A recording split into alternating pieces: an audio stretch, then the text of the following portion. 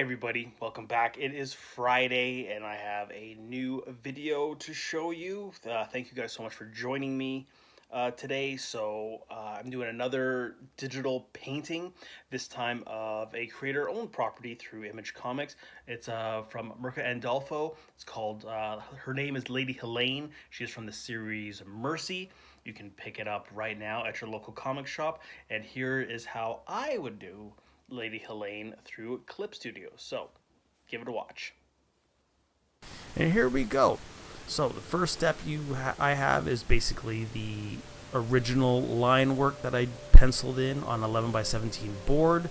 I didn't ink it just because I knew what I was going to be doing digitally painting it, so there was no need for it.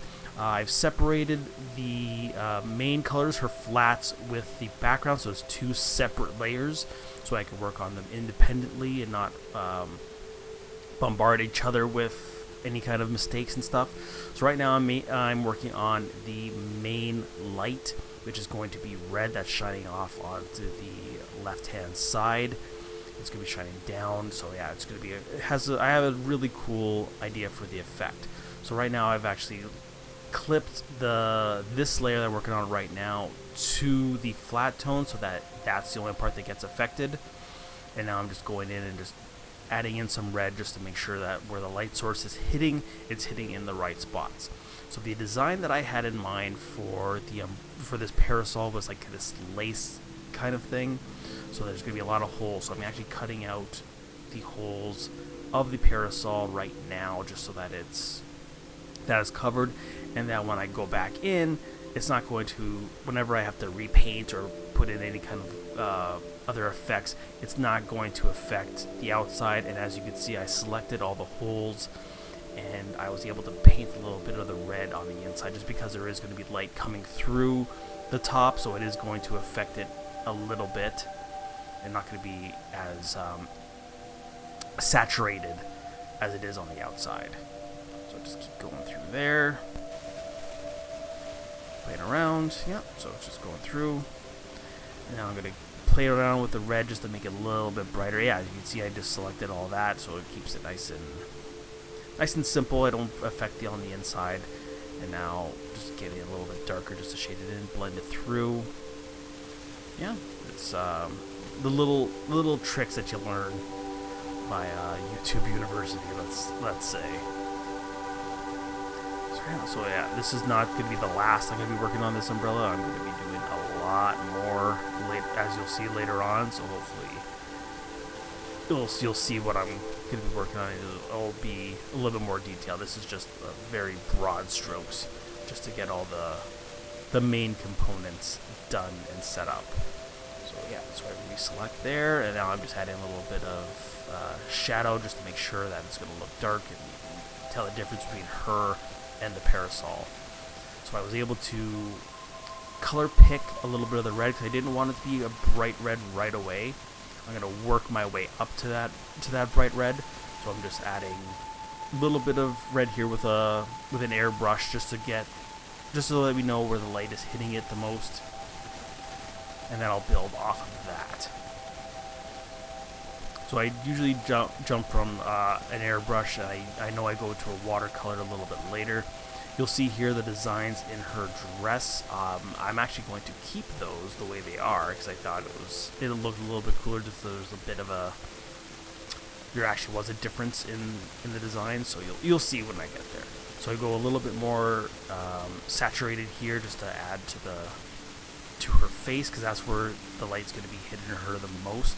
But as you can see, I'm kind of blocking out some spots, or blotching it out, because of the design of the parasol. It's not going to be just this one light that's shining right through. It's going to be a couple different lights coming in, so it's going to be blocked out by the parasol itself. So yeah, so I'm just putting in just the blocks of red, just so I know. And then right now it looks like I probably will do it a little bit later, but yeah, but it's just some of the more of the red scope light is going to be hitting it, and then I'm going to change it up so that it adds little cuts of the parasol in there instead.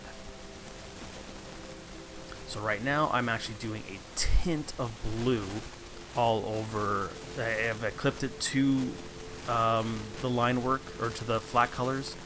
So just so that, because I want it to be red on one side and a dim blue coming from below. So you can see it's coming on the bottom of her hands. So just so that there's two different light sources hitting at the same time and showing that there is some contrast there. So I'm just making sure I'm hitting all the blue in the proper spots.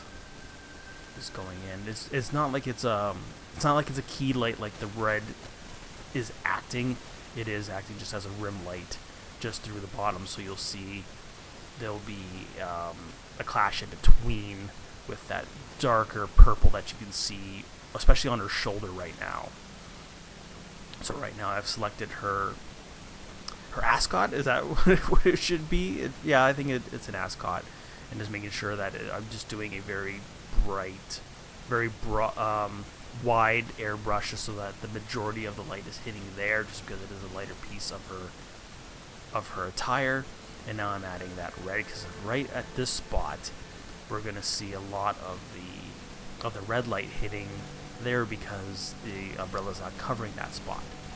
So right now this is the cuts of the design of the parasol. So I'm going to go in there with a brush and just paint through all of it. And this is also on a separate layer, just so you know, just so that I can control how I want it to look. Because right now it looks kind of weird. So I'm probably going to go in, maybe change the blending mode of the layer, or I'm going to go in and, yeah, as you can see here, I'm just dissolving some of the harder edges so that it doesn't do anything. I've changed it to an add glow, just so that it just looks like the light is actually hitting and bouncing off of her skin. But I changed it now to a glow dodge, which it has a more realistic look to it. And I've changed the opacity down to about like 60-ish, just so it's not so harsh and it's not so bright on her. It looks foreign. It doesn't look natural. So I'm still working on the red. So yeah, all this red stuff is actually happening on its own layer, just so that I can control it. I know where everything's gonna go, and I can blend and maneuver as much as I need to if I don't have to affect the rest of it. So right now it looks like I've actually merged all the layers together, because right now I'm going to be working on everything as into the blending section. So right now I'm actually doing the majority of the shadows where the light is not hitting anything from both lights at all on the subject. There's going to be a big, so this is here where the red light is not hitting her at all on her body, and then parts of her suit. And you can see right there, right at the mid part of her breast, that there's the top red on the top, there's the blue on the bottom, and then there's the shade along the middle. Still going through everything. There's still a lot of blocking. I will admit right now I did make a mistake, is that I blended the background and the main flats together when I shouldn't have, because then I can't work on the background right now. So what I was able to do was I was make a copy of the flats and separate that onto the bottom, so in case I need to work on the backgrounds, I can just invert it and grab and then alter what I need to alter. So since the majority of the stuff is done at this point, I am now going in with my watercolor brush, like I said I was, and I'm going to be going in with the blend tool, and I'm basically just going to go through everything here, blend in all the line work in with the actual painting itself, and make it look more natural and less breaks in the piece, so it looks more like a painterly style. So you can see right there is that big blotch where her hair was. You can see there's a couple lines on her face and her cheek, and just blending in some of the lines and making soft or hard line work, especially in her hair, just so that there's a differentiation right there. Just blending out some of her lips and going through everything. This is where the process will get a little bit tedious. This part is a lot of work just because there is so much line work on there, and it does take a while. I'm not gonna lie, this part was a little bit of a pain, but when you get into the groove of it, and when you're watching it, it's not that great, but when you're in the groove of it, when you're doing it, it's a lot better. You start to see that those pieces start to come together, and you're starting to see that your ideas now coming into fruition. It's but not gonna lie, it is a lot of work to get to this point and to make it look good.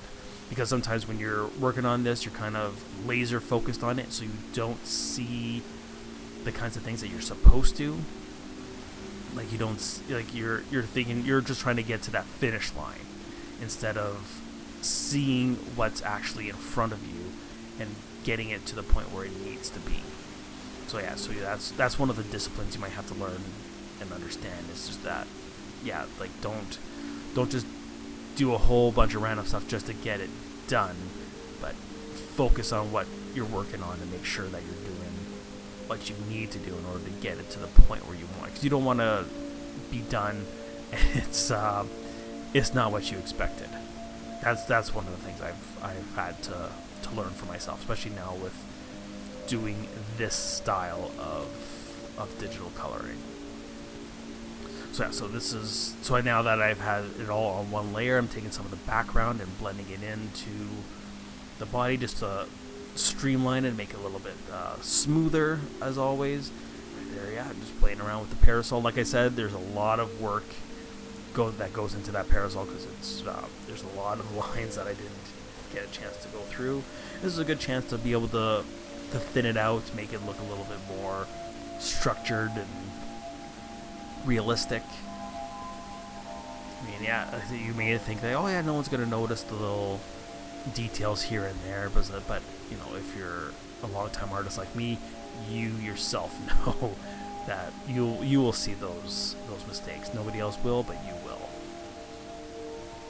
So there's the light coming from the parasol. You didn't really see it very well because of the line work, and I made sure, I had to color in the actual handle itself.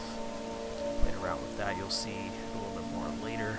This one took a little bit longer just because there's a lot of stuff that I wanted to incorporate, but then it didn't. I had to scrap it a couple times.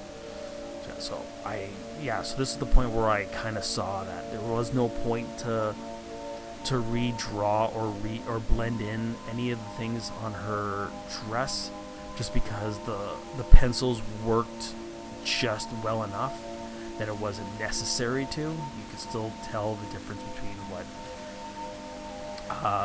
part of the flat dress and what part of the embroidery is. So I didn't really worry about it because it actually looked pretty decent just with the pencil lines, and it's small enough and dark enough that you can tell.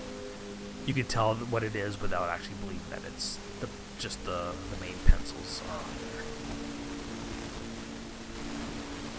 Now just going in, adding some folds, and just cleaning up some of the piping in her corset. And making sure her sleeves are good to go, especially with that light hitting it. The embroidery on her corset and her dress was actually a lot of fun to come up with and figure out. Because it is, if you've checked out the book, it is set very Victorian, so there's been a lot of different variants on how she looks, especially with the variant covers, so I wanted to make sure I had a version for myself that I can say, like, hey, that's how I envisioned her to look, especially with the ascot and the parasol. Really change it up for what I've been able to find. There we go. There's a little bit of a mesh undershirt underneath, so just make sure it poked out from the sleeve of her jacket, and I'm just going in details, blending, of course, everything in. The hair, there's going to be a lot of that same kind of blending. But we're actually in the last little bit of this, so it's going to get really, really quick. A lot of different stuff's going to happen, so bear with me. It's gonna get pretty crazy near the end, as you can see. It's actually This is darker than what I wanted it to be, but because I was working with the natural colors, you don't really see that stuff until the very end and where you want to change it. So you're gonna definitely want to do different blends and different layer corrections to make sure it's to the point where it's actually going to be visible. So right now, yeah, looking on the screen, you can tell all the stuff, but if you want to print it, it's going to look way different, and it's not going to actually come out the way you want. So you want to make sure you have that in mind and bring up any values, make sure it looks decent and it actually can be visibly seen when printed. And like I said, going with the hair, playing around with that, making sure it looks all natural and all flowy. So yeah, this is where I said I was going to change up the umbrella handle. Going in, just making sure everything is up to snuff. Anything I've missed, especially with the dress, there's a couple of little lines there you can see. Just cutting out some of the quote-unquote dust that's on from the original drawing, just to make sure it looks okay. Ooh, I need to get some water. I'm starting to sound a little bit hoarse. But yeah, so now you can see I'm just putting a little bit of highlights in her hair just from the bounce from the bottom.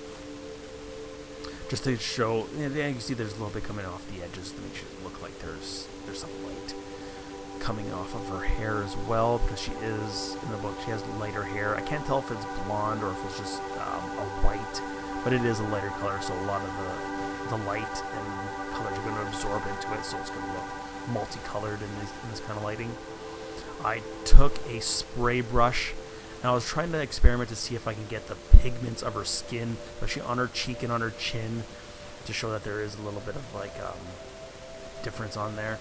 It didn't really work. So right now, this is what I was saying. I did a whole bunch of layer corrections to bring out the values and make it look a little more stand out and brighten out a little bit. So you can see it looks a lot different than what it was before.